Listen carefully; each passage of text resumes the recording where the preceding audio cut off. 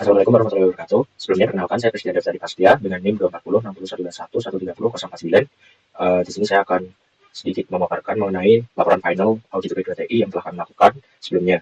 Kami dari kelompok 11 dengan studi kasus yaitu UP2TI sebagai unit pelaksana pengelolaan teknologi di FSM Undip, yang mana dalam pelaksanaan pelayanannya UP2TI masih perlu evaluasi dan audit terkait layanan yang diberikan. Kemudian secara keseluruhan UP2TI memiliki peran yang sangat penting dalam kemajuan sarana prasarana terkait teknologi di Fakultas Sains dan Matematika UNDIP. Masuk ke bagian kedua yaitu penentuan desain faktor, yang mana di sini UP2TI berfokus pada client service atau customer oriented seperti itu. Kemudian jika dilihat grafiknya maka akan terlihat seperti ini, yang mana UP2TI benar-benar terfokus pada tujuannya yaitu memberikan pelayanan teknologi kepada klien, yang mana di sini yang dimaksud adalah Fakultas Sains dan Matematika dan orang-orang di dalamnya seperti itu. Kemudian yang kedua, desain faktor yang kedua yaitu enterprise goal, di mana UP2TI ini berfokus pada customer oriented service culture, yang mana di selain faktor-faktor ini UP2TI hanya melakukan sebatas sewajarnya saja. Kemudian ketika di customer oriented ini UP2TI memberikan beberapa layanan yang berfokus pada layanan internal seperti internet, kemudian infrastruktur jaringan, server dan lain-lain. Kemudian terdapat layanan harian juga, seperti jika terdapat permasalahan, UP2TI akan menangani permasalahan tersebut terkait respon yang diberikan. Kemudian masuk ke desain faktor yang ketiga yaitu risk profile, yang mana di sini UP2TI sangat tergantung atau sangat dipengaruhi oleh IT operasional infrastruktur incidents, yang mana ini seperti server down atau terdapat kerusakan tertentu pada infrastruktur yang ada. Kemudian hardware incident juga sangat mempengaruhi, di mana pelayanan UP2TI ini berfokus pada infrastruktur hardware seperti itu. Kemudian yang lain seperti IT cost atau IT expertise, kemudian environment, software values, dan logical text juga menjadi ancaman, namun tidak pada fokus UP2TI seperti itu. Kemudian dari yang telah disusun seperti ini, insiden yang paling sering terjadi yaitu mati listrik atau kerusakan hardware yang cukup sering terjadi, dan ini mempengaruhi kelancaran operasional, terutama ketika hari kerja, yang mana UP2TI ini beroperasi ketika hari-hari kuliah seperti biasa. Kemudian masuk ke desain faktor 4 yaitu IT related issue, yang mana isu yang terkait yaitu yang sangat penting dan menjadi concern bagi UP2TI yaitu insufficient IT resources, staff with inadequate, dan inability to exploit new technologies. Kemudian terdapat satu lagi yaitu obstructed or failed implementation of new initiatives or innovations caused by the current IT architecture existence, yang mana ini dimaksudkan ketika beberapa inisiatif itu terdapat ketidakcocokan dengan arsitektur yang sebelumnya sudah ada, maupun terdapat IT resources dan staff yang tidak cocok atau tidak sesuai seperti itu. Kemudian ketidakmampuan untuk mengeksploit atau mengeksplor teknologi baru menggunakan IT seperti itu. Kemudian masuk ke summary, yang mana di sini terlihat bahwa beberapa domain tertinggi yang ditampilkan dari hasil audit yaitu APO 02, APO 09, PAI 05, dan CSS 01 seperti itu. Di sini bisa dipertimbangkan lagi ketika kita selanjut ke desain faktor yang kelima, yaitu threat landscape atau lanskap ancaman, yang mana di sini ancaman 25% memiliki ancaman yang sangat tinggi, yang tinggi maksudnya terutama terhadap keamanan data dan data serangan cyber seperti hacking dan malware. Kemudian normal threats-nya sebesar 75%, yang mana ini tidak terlalu kritis tapi tetap memerlukan perhatian seperti keterbatasan sumber daya IT atau masalah implementasi teknologi baru seperti itu. Kemudian masuk ke desain faktor 6 yaitu persyaratan kepatuhan atau compliance requirements, yang mana di sini high-nya menyentuh 50%, normalnya 40%, dan low-nya 10%. Yang mana dimaksudkan ketika high compliance yaitu UP2TI ini membutuhkan lingkungan yang membutuhkan kepatuhan yang ketat. Maksudnya ketika kebijakan internal dan regulasi eksternal belum ada maupun belum diterapkan secara ketat, maka hal ini bisa mempengaruhi terkait keamanan data dan manajemen informasi maupun perlindungan privacy seperti yang telah dilakukan saat ini, yaitu masih belum ada kepatuhan yang ketat maupun dari kebijakan internal maupun regulasi eksternal seperti itu. Kemudian untuk yang normal compliance yaitu di mana internal tidak perlu kebijakan tidak terlalu ketat, namun harus tetap mematuhi standar yang berlaku. Contohnya ketika manajemen sumber daya IT, yang mana ini masih perlu diawasi namun tidak terlalu ketat, dan juga pembelian teknologi maupun pengelolaan akses yang harus diawasi seperti pengaksesan server maupun yang lainnya seperti itu. Kemudian yang low compliance yaitu kepatuhan yang rendah seperti kegiatan operasional IT sehari-hari, yang mana seperti ini misalnya ketika pengaduan maupun ketidakpuasan pengguna ketika harian seperti itu, atau ada pengaduan yang masuk ke UP2TI, yang mana ini harus segera ditangani seperti itu. Kemudian desain faktor 7, yaitu role of IT atau peran IT, yang mana di sini support bernilai 3, factory bernilai 2, turnaround bernilai 4, dan strategik bernilai 5. Di sini maksudnya ketika support bernilai 3 itu maksudnya ketika keuangan IT-nya cukup signifikan, sistem dan infrastruktur IT cukup membantu fungsi operasional seperti pengolahan data dan layanan informasi.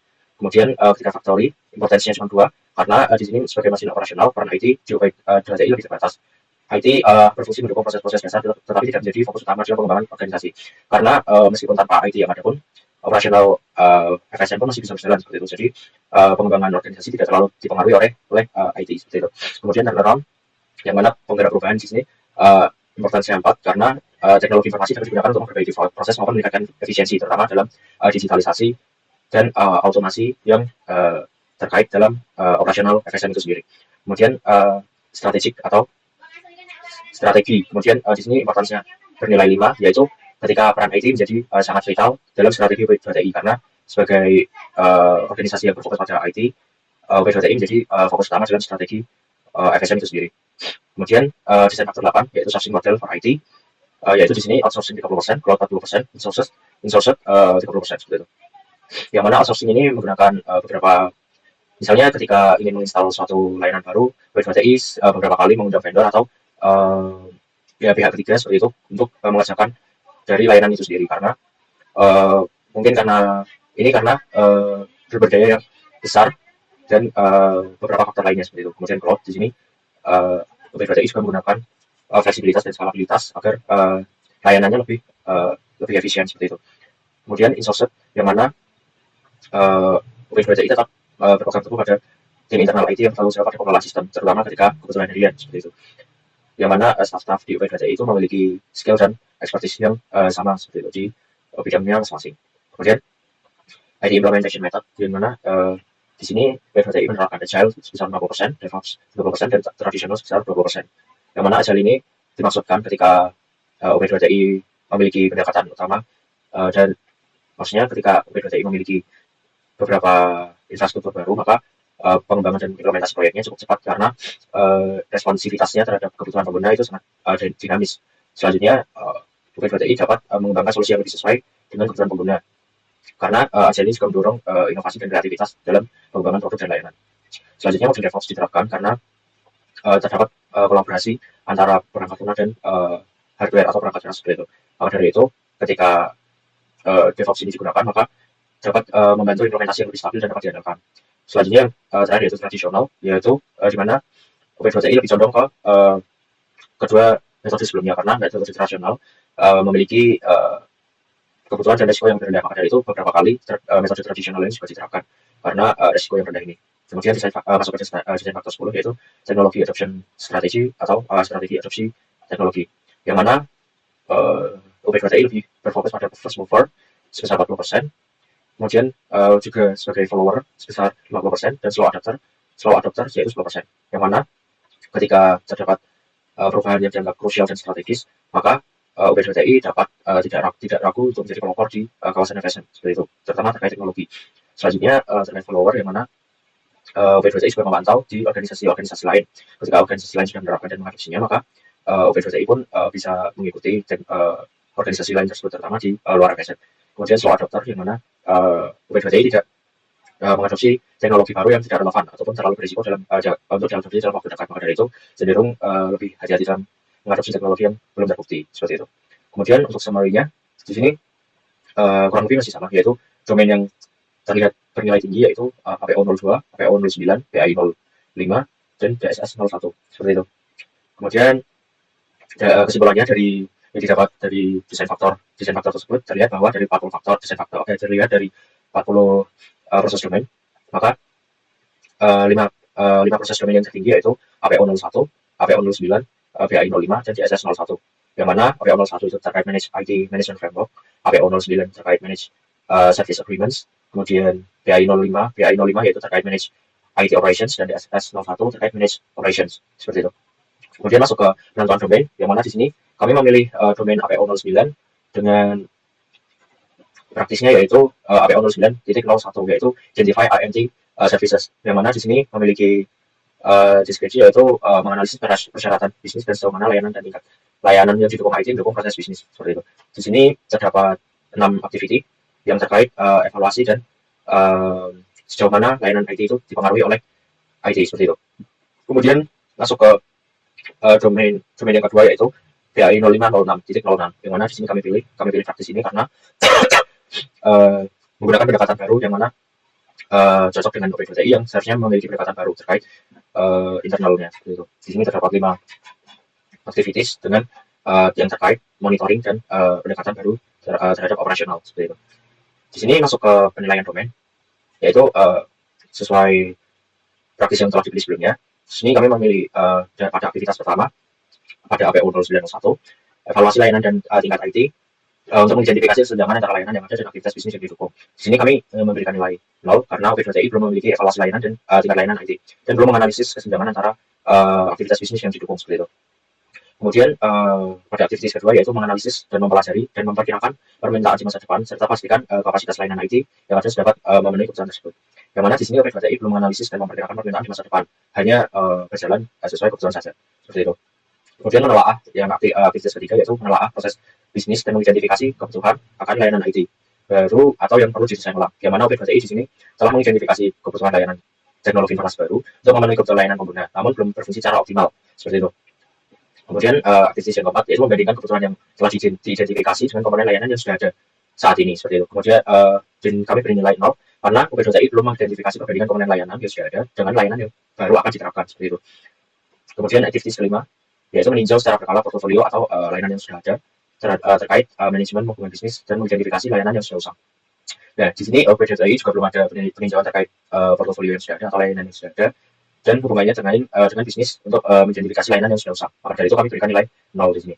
Kemudian aktivitas terakhir dari praktis ini yaitu menyesuaikan permintaan dengan paket layanan yang tersedia dan membuat layanan yang terstandarisasi.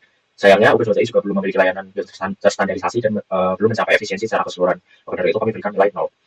Kemudian masuk ke praktis yang kedua yaitu PAI 05.06 yaitu pendekatan baru, menggunakan pendekatan baru yang mana aktivitas yang pertama yaitu memiliki tanggung jawab atas operasional sehari-hari yang normal, yaitu OP2TI sudah memiliki penanggung jawab atas operasi sehari-hari yang normal namun belum memiliki SOP yang jelas. Maka dari itu kami berikan nilai 2, yaitu nilai maksimal dari capability level. Maka dari itu OP2TI sudah memenuhi hal ini, namun pada aktivitas yang kedua yaitu mengapresiasi keberhasilan dan memiliki program penghargaan. Sayangnya OP2TI belum memiliki program penghargaan dan mengapresiasi keberhasilan. Maka dari itu OP2TI mendapat nilai 0 dalam aktivitas ini. Kemudian memberikan kesadaran dan yang berkelanjutan melalui komunikasi yang rutin.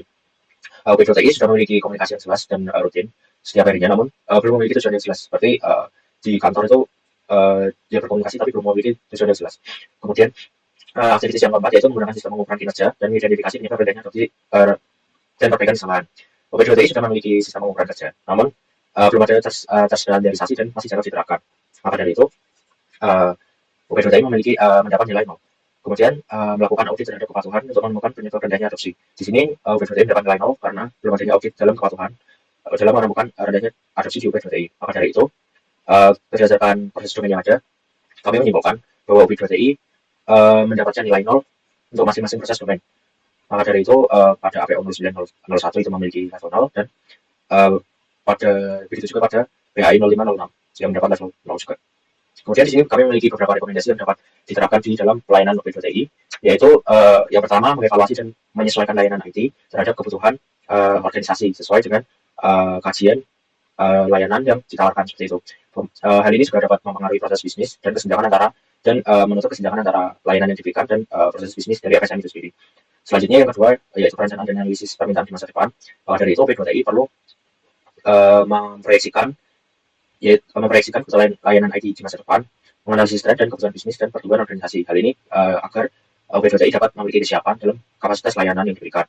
Kemudian yang ketiga, yaitu peninjauan portofolio secara berkala, yang mana hal ini cukup penting agar portofolio yang sudah usang atau layanan yang sudah usang dapat diganti maupun diperbaiki agar bisa memiliki layanan yang optimal seperti itu. Kemudian yang keempat, standarisasi layanan untuk efisiensi menyeluruh. Yang ini merupakan penerapan SOP yang jelas dan agar layanannya terstandarisasi supaya terdapat efisiensi secara keseluruhan seperti itu. Kemudian yang kelima yaitu penguatan tata kelola IT maupun SOP lagi. Sekali lagi memiliki SOP yang jelas dan setiap harinya memiliki standar-standar tertentu yang dapat dipenuhi. Selain itu juga mengapresiasi dan memiliki program penghargaan akan memotivasi SDM yang ada. Selanjutnya, memiliki sistem pengukuran kinerja yang terstandarisasi melalui matriks-matriks tertentu agar kinerja kinerja yang dilakukan uh, tidak memiliki uh, kesalahan maupun rendah adopsi seperti itu, agar layanannya lebih tepat sasaran dan terstandarisasi. Kemudian yang ketujuh yang terakhir yaitu mengaudit kepatuhan agar semua prosedur, kebijakan, dan standar yang telah diterapkan benar-benar diikuti dan menemukan area yang perlu ditingkatkan jika terdapat kekurangan seperti itu. Mungkin sekian dari saya laporan final dari audit UB2TI ini. Jika ada kesalahan, mohon maaf. Wassalamualaikum warahmatullahi wabarakatuh.